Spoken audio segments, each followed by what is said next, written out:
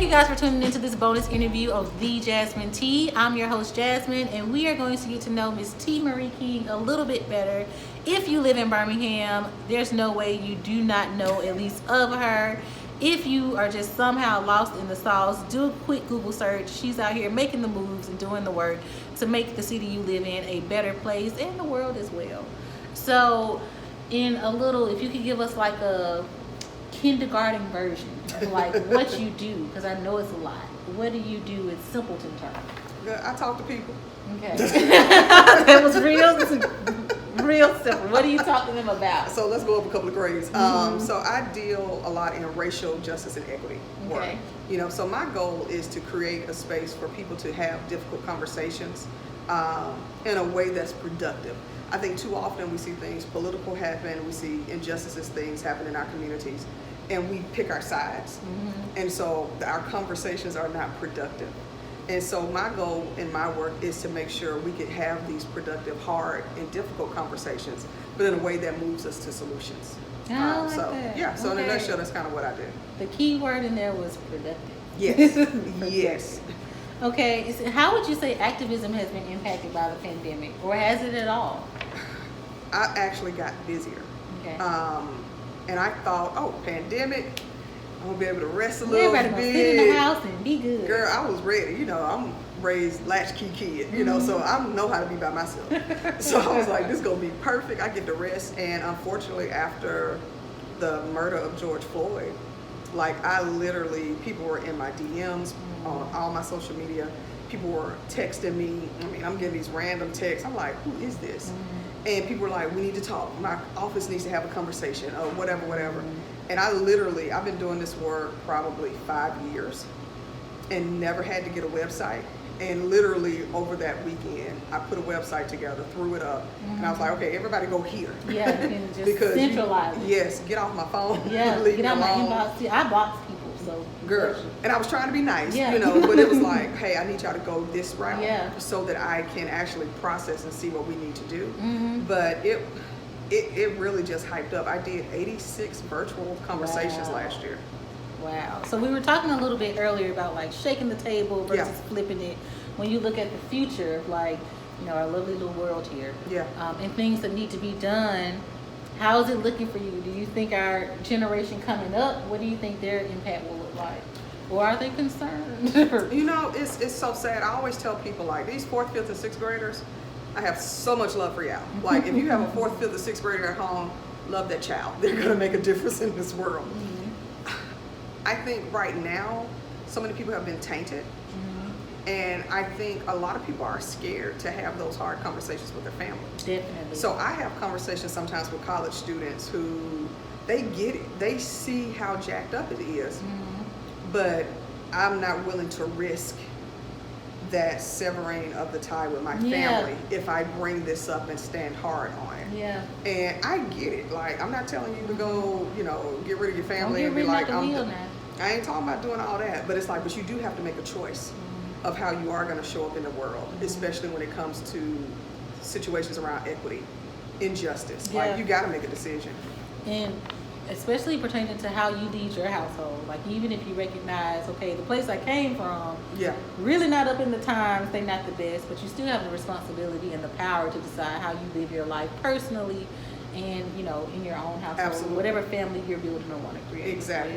Because your kids are watching you. Yeah. You know, and a lot of people say, well, we don't believe that, or we don't do that. Yeah, but they're watching your actions. So you may say you're colorblind, you may say you like everybody, but you ain't got no friends that's black, Hispanic. Your kids are not seeing you doing that interaction. Our kids are probably doing more of that. Yeah. They probably have more diverse relationships than their parents. Yeah. So it's like, okay, you're telling them one thing, you're modeling something else. And we got to get those things to be a little bit more closer to being it. You know, so I always ask people, you know, does your ideal self and your actual self match?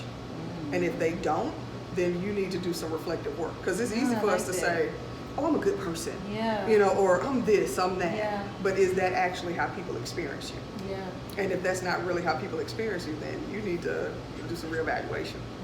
That sounds like you got to be in a pretty humble, open place. Do some listening and some accepting there. Okay. Wow. Okay, so when you're not out here saving the world, how do you spend like your I always do air quotes because as the older I'm getting and more, adulting I'm doing here, I feel like free time Okay. might be an illusion. Sometimes. So, what do you like to do in your free time here when you're not? If you get some moments where you're not working or planning for working, like I remember I touched base with you at one point, and you were like, I just planned out my month, Yeah. How So the pandemic has been hard for me because I love going to concerts. Oh. So that's one of the ways I refuel. So Yeah. I had so many concert tickets purchased for 2020. I got in 4 though. Okay. I got 4 in, and then we got shut down. Man, you be moving then if you got 4 in January, February. Yeah, a girl, little I sleeve of did. March. I did. Paula Abdul. I went and saw her in Vegas. The Wailers, Jill Scott. Ooh, Jill Scott. And the one I have been, now if I would have missed this one, you would have a different T.Marie on this show. Mm-hmm. But Celine Dion. So I got Celine in before. Where did you see her? Is she at Vegas as well? No, I saw her in Memphis. Okay. Yes, baby. It was everything All I right. needed it to be. So at least you got. But I got 4 in. But I love concerts, but I'm also a movie nut. So anytime I can sit down and watch movies and television, like that's how I binge out. That's how I refuel. Okay, we're gonna pause because for some reason my eye running, my mascara just cracking on up for the day. You said Let me I'm see. done. I'm tired. Yeah. However many hours Cover Girl said at work, I think we must have hit. Okay. All right. So you like movies. What has been some of your, do you have a favorite quarantine movie or one you discovered during this time? It's like, oh, okay, I was feeling that. I almost pretty much watch anything, but What about some animated movies? Any of those stuck out? no. Okay. What have I really been into? Like I'm big on documentaries. Okay. So I watch a lot of documentaries. Man, I just finished watching The Lady and the Dale. It's on HBO Max, and it's about this woman who was transgender, who set out to build a 3-wheel car. A 3-wheel car? Yeah, it's Why? because why not? Okay. But it was very interesting. But when she was a man, he did a lot of like illegal stuff. He like had these kids and like decided, Oh my who I goodness. truly am as a woman. But I also wanted to engineer this car and like was living their life but still running from the cops. Like, it was very Now this does sound intriguing. It sounds like, this might be a little mastermind over here. Yeah, so that was, I just finished that last episode. That was actually very entertaining. That does sound pretty cool. So I said check that out, but it's been a lot of good documentaries. I just recently watched MLK FBI. Yes. That was very interesting. Okay.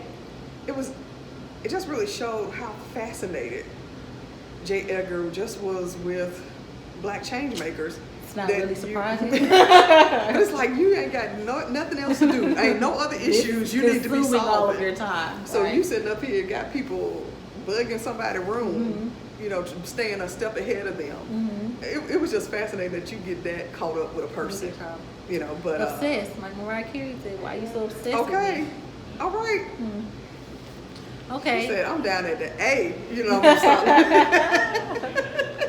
I'm out at Jermaine's, and you sitting up there. And you sit up here still pressed. Okay. Now a lot of people now, documentary-wise, have been talking about the Britney Spears documentary. Free Britney. Yes. Have you had a chance to watch that? Or is that I watched a little bit you? of it. It hasn't interested me, but give that girl her freedom. Yeah. No, I definitely. Let definitely that go. that. Let that girl be great. Even if she does get all of her money and just, flush it down, it's hers. That's her money. She made Give it to her. She was Hit Me Baby One More Time, Yeah, Womanizer. it's She did Britney, all bitch. of that. Yeah. Good. I used to have that CD riding in my car on rotation when I was in college. So Give that girl her money. She earned it. Yeah. I think she does need to be emancipated. She needs to be liberated from her daddy. Yes. Okay, so since we just finished recapping Bridgerton episode 8, wrapping up the season here, and I know you love watching films, what would your urban film critic review be of Bridgerton? It's not a film, but let's just play in our mind. Bridgerton, I would give it overall 4 Black Power fists, Okay. a couple of condoms, Definitely. some dental dam, Definitely all of that. and a real bookie that ain't gonna get you killed. Amen there. I think that was right on time because yeah, all of that was needed. Girl. The first they might have been, just dating and fooling the folks, but once they started having sex, Baby, they was happening. happening. They was happening. They I was was like, I happening. know it's cold outside, but y'all out there. And what? Like hey, look here. Some people just don't care. But Look here. I feel like I would have been like the grass. Right. Like, You know, find a bench or something, a gazebo. Like, this is not. Different strokes. This not how I different get folks. down. Yeah, right. I would like a blanket or Something. something. Here, Something. You didn't come prepared. Something. Well, thank you so much for your time, T.Marie. Absolutely. Thank you guys for tuning into this bonus interview. If you have any questions, you can find T.Marie on social media. She also says she has a new website. We're going to drop that information right below the screen and in the description of this video. Continue to send all your questions, comments, and observations to djasminetpc@gmail.com. And I will see you in season 2. Bye, friends. A wrap. It's a wrap.